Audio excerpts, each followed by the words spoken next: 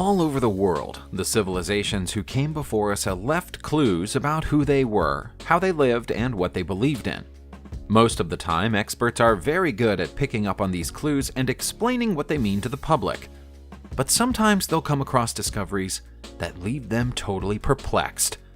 Everything you're about to see in this video has provoked wonder among archaeologists, but it's a form of wonder that comes without any definitive answers. The sun disk of Ballyshannon is remarkable for a number of reasons, one of which being that it's the earliest ever example of sheet gold work located in Ireland or neighboring Great Britain. The tiny disk is made of a thin type of gold foil and was discovered in 1669 at a site where, according to the limited records of the time, the tomb of a man of gigantic stature was located. As no further details of the supposedly gigantic man's measurements were published, some locals chose to believe the legend that he was an actual giant, one of many who were said to roam the hills of Ireland in ancient times. The disc is somewhere between 4,000 and 4,500 years old and features a raised cross-shaped decoration surrounded by circular patterns. Sun disk is the name given to any object that looks like this. Similar examples have been found belonging to many cultures across the planet, but we're not totally sure what their purpose was. A puzzling discovery doesn't necessarily have to be ancient in order for it to be deemed mysterious. Moving across Ireland, we find this enormous Celtic cross design made of treetops in Kildare County, Donegal. Nobody can say for sure how long it's been there. The cross is more than 300 feet long and can only be seen from the air, so it wasn't until a private plane flew over it that anyone realized someone had been using the forest to make art. The design of the Celtic cross is ancient and goes back thousands of years, but many people living in the area believe that this may actually be the work of a local forester named Liam Emery.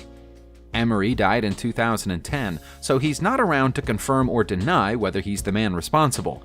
If it really was the work of one person acting alone, it's a spectacular feat.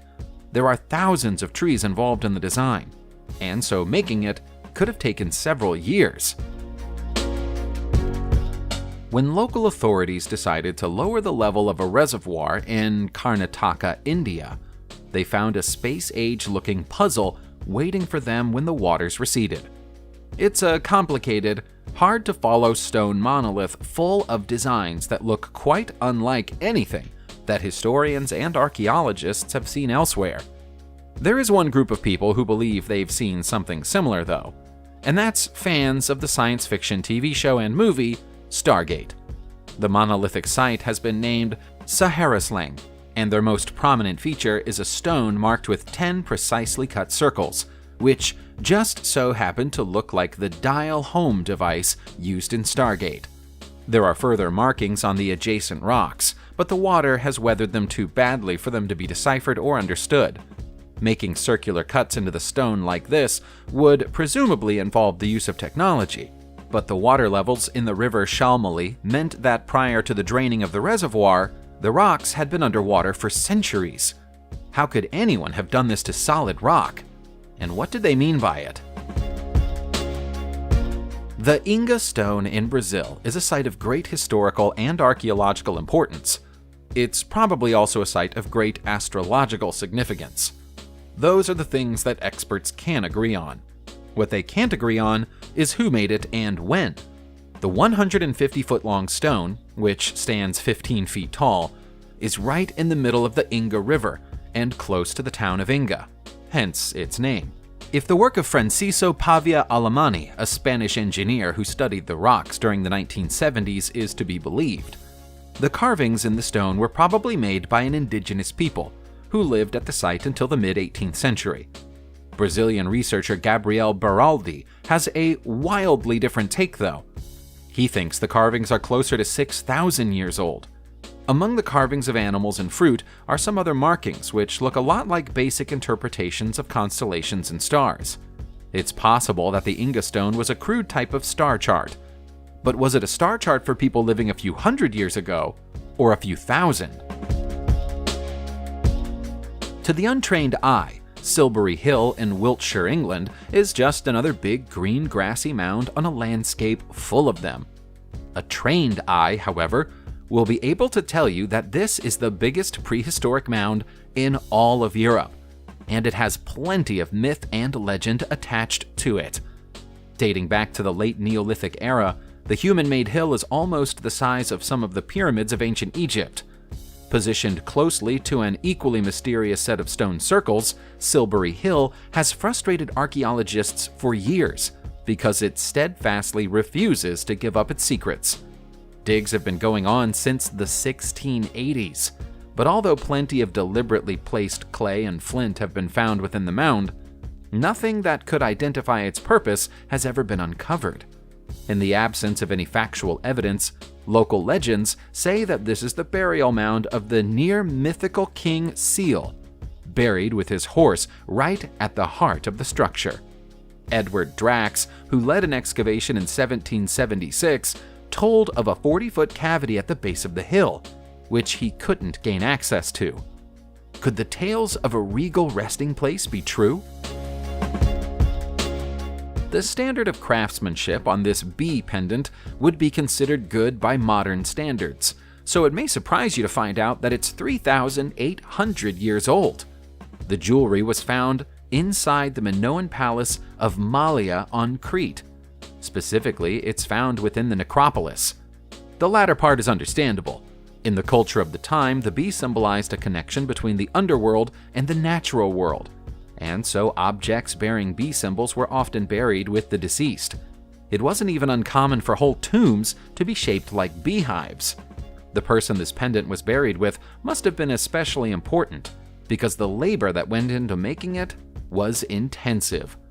To create the honeycomb effect, the artist would have had to glue tiny beads of gold to the surface using an adhesive made of copper salt and glue, but without the benefit of glasses or a magnifying glass.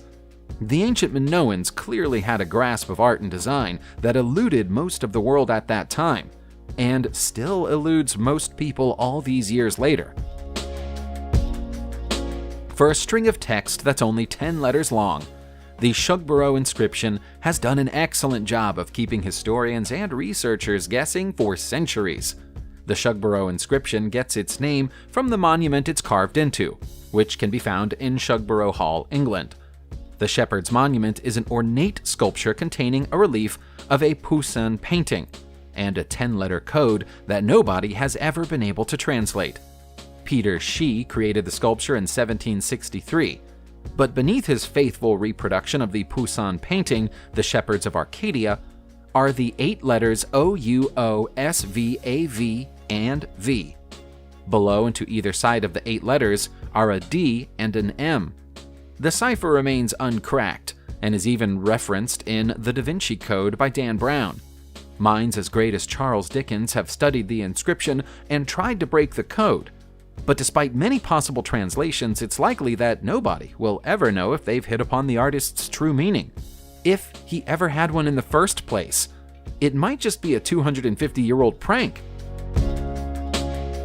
If a supernova happened in the night sky tonight, every powerful telescope in the world, as well as those in space, would be trained on it. Astronomers and scientists would make the most of the opportunity to learn as much as they possibly could about star creation and star construction. The people living in the Himalayas 6,000 years ago didn't have the option of using telescopes, but they still wanted to make a record of the spectacular sight they were being treated to. Mistakenly believed to be a depiction of a hunting scene for years, experts now believe that this elaborately carved painting records the explosion of supernova HB9, which would have been visible to the naked eye on Earth in the year 3600 BCE. The art was discovered inside a cave in Burzama, India, during the 1960s. The discs seen in the sky in the painting were at first thought to be the sun and the moon, but it was always considered to be odd that the moon was depicted to be as bright as the sun. It's now thought that this is a nighttime image, and that one disc is the moon, and the other is HB9, which would have had a moon-like brightness. The Nazca lines in Peru are already considered to be a mystery. We can't say with any certainty who made them or why. Now we found a further mystery within that mystery. At one of the most remote locations covered by the lines, a mountain plateau, there's a depiction of an ancient Indian mandala. In Indian religion, the symbol represents the whole universe. Over time, it's come also to represent the philosophy that life is a cycle of death and rebirth that never ends. In other words, it's an image that contains a profoundly spiritual concept. But what's such a uniquely Indian design doing scratched into the earth of Peru, on top of a mountain where barely anyone will ever see it? It's a 180-foot wide drawing of a symbol which should, by rights, only have been known halfway across the world at the time the Nazca lines were drawn. Archaeologists and scientists are so far away from having a reasonable explanation for this that they like to avoid the question altogether. The ancient effigy of a serpent that appears in the earth of Peebles in Ohio, USA, is the single largest earthwork effigy in the world. We hope you enjoyed that fact because it's the only solid fact anybody knows about it. On balance of probability, the 1,330-foot-long effigy was probably the work of the Adena people, who lived between Wisconsin and Mississippi 3,000 years ago and disappeared approximately 2,200 years ago. Many prehistoric mounds that can be found within the area have been attributed to them, but none as enormous as this giant snake, which is at least 3 feet tall at every point, and may once have been taller. There's a school of thought which says that the serpent is swallowing an egg, although others think the spherical object close to the snake's mouth is supposed to represent the moon. There's a wrinkle in the Adena people theory, because charcoal samples taken from the mound appear to date back to the year 1000 or thereabouts. That would make the mound much more recent than most people believe, and make the Fort Ancient Peoples the most likely candidates for its creation. The Minaret of Jam in Afghanistan has a charming name, but it's one of the world's most lonely minarets. In fact, it's all that remains of the legendary lost city of the Turquoise Mountain in the country. When it was created during the last years of the 12th century, the minaret was part of a huge mosque that sat on the riverbank. The foundations and courtyards of the mosque are still there, but everything else is long gone. If the legends of the Turquoise Mountain City are correct, then it was the world's greatest early multicultural city, where many creeds and religions lived harmoniously side by side. As with many ancient cities in this part of the world, it was invaded and destroyed by Mongol hordes during the 13th century. The survival of the 213-foot-tall minaret when everything around it perished has to be considered a near miracle. The colorful spire is made of tan-baked bricks and is sadly becoming structurally unsound. Experts fear that one more major earthquake would be all it takes to send it crashing to the ground, taking almost 1,000 years of history with it. We'll end our video tour of mysteries with an object that we know literally nothing about, and nor does anybody else. This stone face came out of the ground in Sampson County, North Carolina, when a local farmer was plowing his land. It's 2 feet from forehead to chin, and 1.5 feet across from ear to ear. The fact that it's very severely weathered could point to it being extremely old, but as it's made from sandstone, we can't say for sure. Sandstone weathers very quickly, so the real age of this old face could be anywhere between a couple of 100 years to a couple of 1,000 years. Although making stone faces was a common practice for many an ancient race, archaeologists are unaware of any ancient people living in or around North Carolina who designed anything akin to the sculpture, so it remains an enigmatic mystery. It could even be a joke carried out by the farmer himself, although naturally he insists it's a genuine artifact. Subscribe to the channel and turn on notifications, and you will be the first to know when a new video comes out. Thank you for watching, and see you soon.